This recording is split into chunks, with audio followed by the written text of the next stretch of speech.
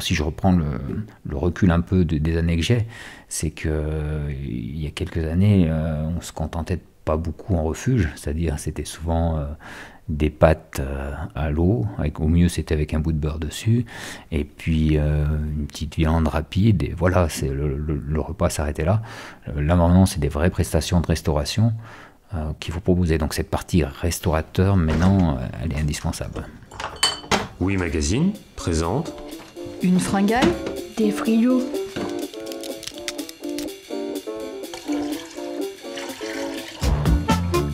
autopsie de frigidaire, psychologie de comptoir, bruit de bouche et borborigme. Borbo quoi? Borborigme.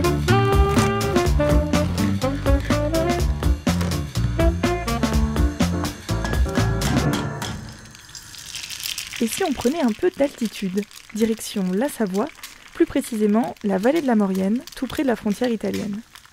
Au bout d'1h30 de marche, nous arrivons au refuge du Fond d'Ossois, et c'est Tim, le gardien, qui nous accueille. Depuis 21 ans, Tim passe l'été et une partie du printemps ici, à 2350 mètres d'altitude. Chaque jour, il sert jusqu'à 100 repas aux randonneurs et alpinistes de passage. Autant vous dire que les frigos débordent. On y trouve des kilos de fromage, des centaines d'œufs, de la bière au safran et des tartes à la rhubarbe sauvage. Pourtant, ici, les courses, il faut les faire à pied et les monter sur le dos.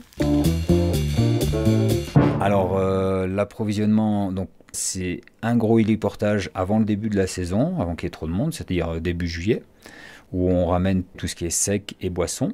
Et puis après, le rythme, en début de saison, c'est, on va dire, 2-3 fois par semaine. Donc ça fait des portages à 50 kg. Donc 150 kg par semaine à peu près. Mais là, en fin de saison, il manque toujours des petits produits. On est plutôt à 300 ou 350 par semaine. le frigo, Bon, là, on a une partie prépa et on a une réserve fraîche ici qui s'apparente à un frigo. Tu vois la température. On a tous nos produits frais. Tout ce qui est légumes et tout ça, salade en bio. Les tomes, c'est local. Les œufs, c'est Albier, c'est pas loin, c'est local aussi. Voilà pour la partie chambre froide, on va dire. Du coup, tout est en énorme quantité, parce que là, par exemple, les œufs, il y en a combien? Là, il y en a 360, mais je viens de les monter ce matin. Ça tient une petite semaine à peine, hein, donc ça va assez vite quand même. Toujours les frigos, il y en a pas mal. Et là, on est la pâte à brioche qui est prête, qu'on a préparée tout à l'heure, et qu'on laisse reposer une journée, qu'on va cuire demain, et ça fait la brioche du petit-déj.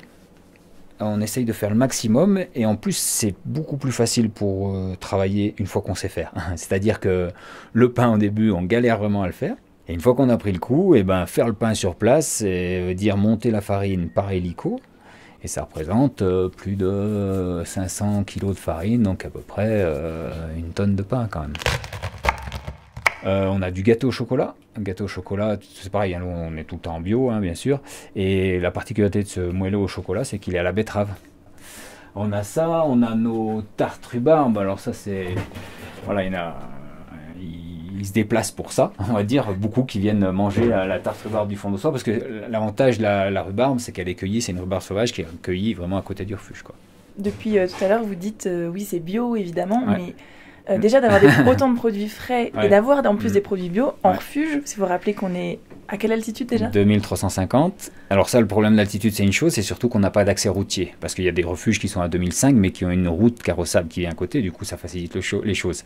Nous, on a, bon, c'est une demi-heure de portage, c'est pas beaucoup à comparer du refuge de l'Aigle où il faut 3 heures de portage, mais quand même, il faut porter la nourriture, donc c'est ce qui complexifie le truc. Donc c'est vrai que c'est pas une évidence non plus d'être en bio, hein. C'est une volonté de ma part de, voilà, dans la mesure du possible, de servir des produits frais, faits maison et bio. On retourne en cuisine. Et on arrive sur le frigo des boissons. Et les bières, donc les bières que je fabrique en bas dans ma petite brasserie. Je suis associé avec quelqu'un et donc bien sûr, les bières sont en bio 100%, que ce soit les bières bouteilles ou les bières pression. La particularité de nos bières bouteilles, c'est qu'elles sont au safran, c'est un peu l'identité de la brasserie. Et sinon les bières pression, on les propose mais sans safran, avec une recette un petit peu différente, un petit peu plus doublonnée. la recette. Voilà, c'est l'heure de la pâte à pain. On va donc brasser notre pain pour demain. Là, il y a la farine, le sel et notre levain. On fait un pain un peu particulier, c'est-à-dire traditionnel, avec il est au levain et sur une poussée lente, c'est-à-dire qu'il nous faut 24 heures pour faire du pain. On travaille avec des farines bio, bien sûr, et avec un levain qu'un boulanger nous a donné, une souche de levain. On conserve ce levain-là et on fait que notre pain comme ça. Et ça veut dire qu'on n'a plus besoin de ramener tous les 15 jours du pain de la vallée. Et voilà, on en évite de porter. Et en plus, on sert du pain frais aux clients. Déjà 5 minutes en pleine vitesse. Et puis on mettra 10 minutes supplémentaires en vitesse plus rapide. On a quand même l'avantage dans ce refuge, c'est d'avoir de l'électricité. Alors pas énormément, hein, c'est 2,5 kW. Pour faire une petite comparaison, le plus petit abonnement dans la vallée qu'on peut demander à EDF, c'est 3 kW.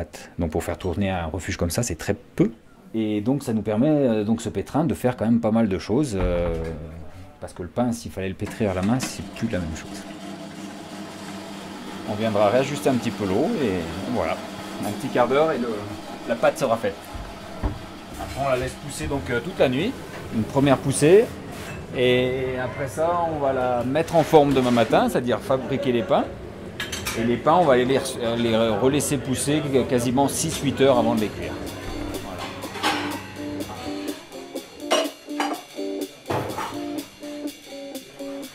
Merci à Tim et à ses aides gardiens, Florian et Lacpa, pour leur accueil très chaleureux à grand renfort de Génépi. C'était un reportage de Pauline Boulet avec un générique de Boris Mélinon. Retrouvez tous les épisodes d'Une fringale des frigos sur magazine.laruchequidiwi.fr. Bonne journée à tous, la bise à tous les gourmands.